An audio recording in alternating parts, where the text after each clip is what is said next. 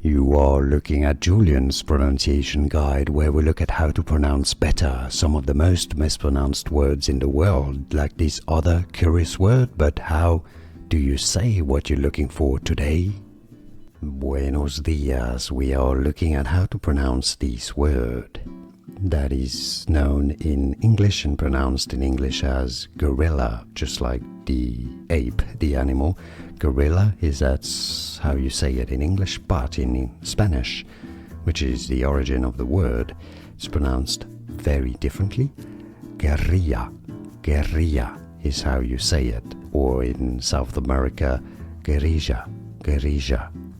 So you have a double R, so you need to really roll or trill the R quite thoroughly here. It comes from the word garra, garra, which is wa. So it means little wa, if you wish. That's the literal meaning of it. Guerrilla, guerrilla is how you pronounce it, how you say gorilla in Spanish. And now you know. Like this video if you found it useful. Appreciate your support. More videos for you here to learn more. See you there. Thanks for watching. Hasta luego. Here are more videos on how to pronounce more confusing words and names too many mispronounced. Like this video if you found it useful. I appreciate your support. I'll see you soon and thanks for watching.